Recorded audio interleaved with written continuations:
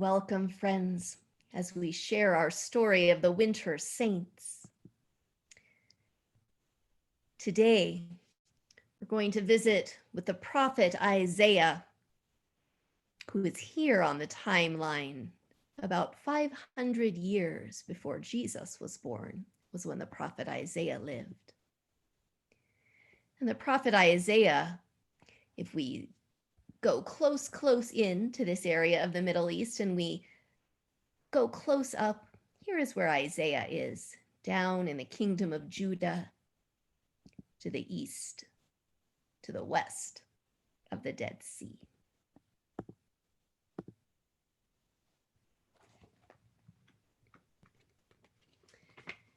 Study war no more. This story is about a man named Isaiah.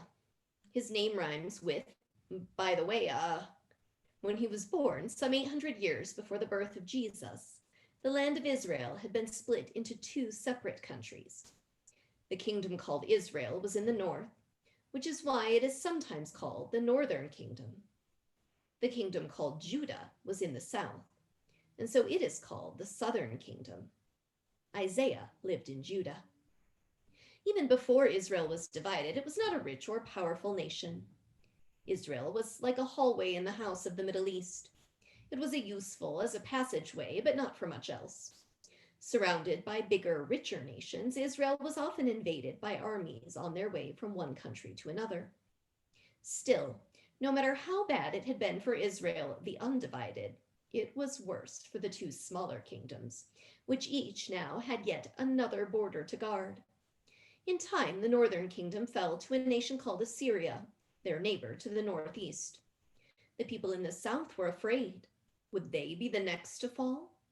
So the southern kingdom, Judah, began to make treaties, first with one neighbor and then another. The king of Judah hoped that powerful friends would protect Judah from harm. If Judah couldn't have a large army, if Judah couldn't make many weapons, then Judah's friends could. Judah even made a treaty with Assyria, the nation that had conquered Israel.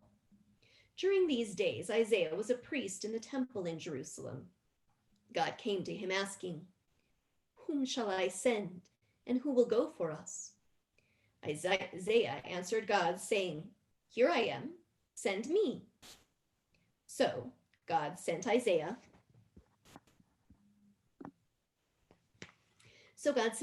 out into the kingdom of Judah.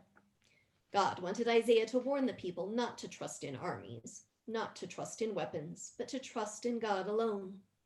Isaiah understood that a powerful army looks strong, just as a frozen pond looks solid. But can the ice hold a person's weight? Or will the ice break up and send the stranded person into the icy waters? No one knows until the surface has been tested. Isaiah begged the people of Judah to remember all that God had done. God had been tested and had been found faithful. Who brought the people of Israel into the land? Who gave them the wise and good King David? God was strong. God could be trusted to hold them fast. God had held them fast for generations. Isaiah called on the people of Judah to put down the weapons of war and to take up the weapons of God, which are mercy and justice, charity and truth. He said, "Cease to do evil, learn to do good. Seek justice, correct oppression, defend the orphan, plead for the widow." Isaiah was not happy with the job that God had given him to do. For no one wanted to hear what Isaiah was saying.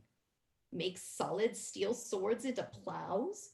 Turn soldiers into farmers to raise food for hungry orphans? How would that protect Judah? Isaiah knew that no one believed him.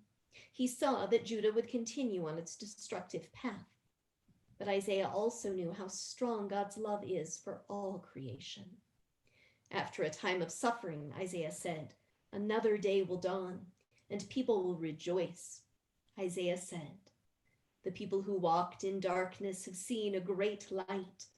Those who dwell in a land of deep darkness, on them has light shined.